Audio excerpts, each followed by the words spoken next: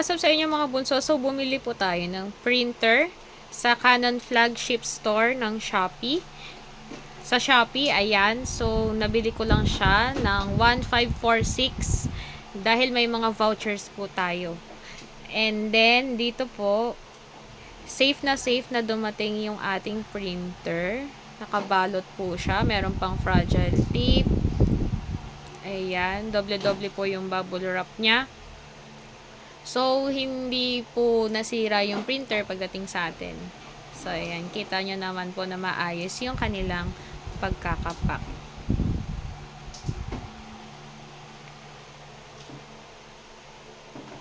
Ayan guys. So, bumili ako neto. Kaya mura ko siyang nakuha. Every 15 and 30 nagse-sale po yan si Shopee. Ayan. And then, i-pay later po natin. So, 0% interest. Yan po, may included siya na delivery receipt. Pwede din po kayo mag-request for invoice after the transaction is completed. Ayan din po yung kanilang manual. And then, sa loob ng box, kasama din siya yung ating mga cable. And, yung ating mga ink cartridges. So, yan na yung mismong printer.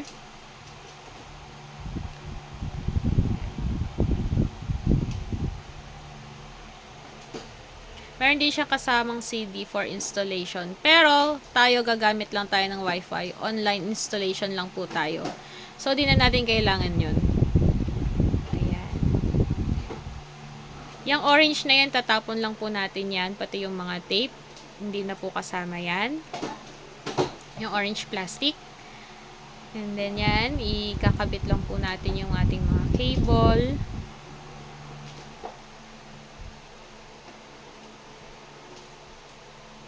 Ayan. USB cable po yung isa para sa laptop. And then, check natin yung loob.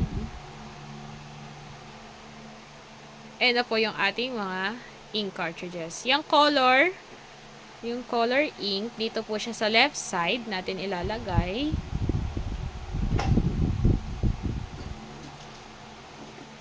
Dahan-dahan lang po tayo paglagay. Ayan. Tapos yung black, tatanggalin lang po natin yung tape na isang piraso. Yan, dyan siya sa right side naman.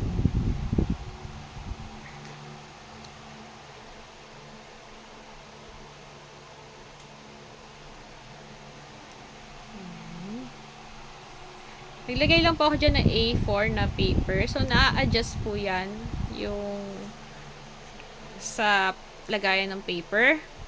Ayan po, dyan tayo mag-i-install. LJ Start Canon. Ayan, set up lang po natin siya dyan.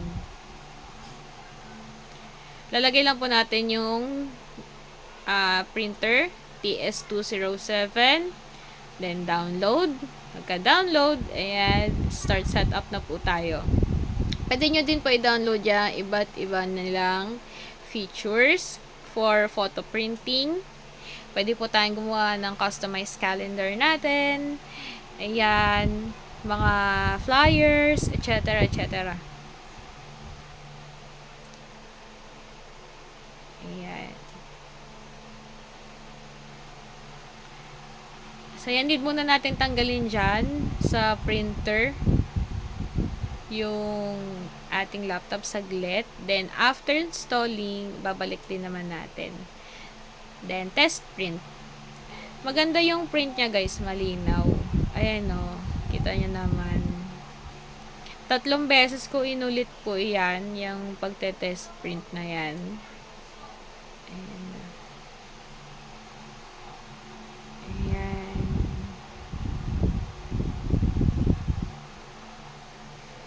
Umulit lang po ako saglit dyan kasi na-back to una ko yung menu. Na-back to menu. Ayan.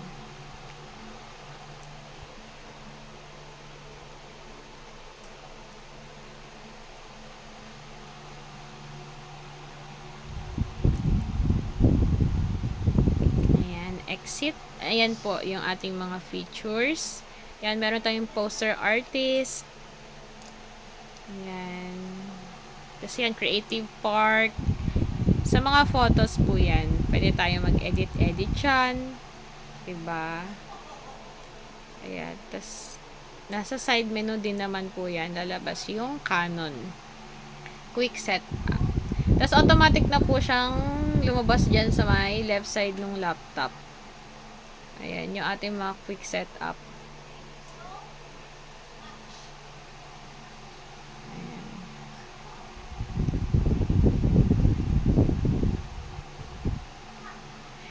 Ayan, check-check lang natin kung ano pa yung mga features na pwede nating magamit. Ayan, guys. Ayan. Diba? Yan yung calendar. As photo printing. Yan, pili lang kayo dyan ng photos na ipiprint. Wala lang akong photo paper. So, yun lamang guys. Sana nagustuhan nyo itong video na to. Please don't forget to like and subscribe for more unboxing contents. Yun lang. Bye!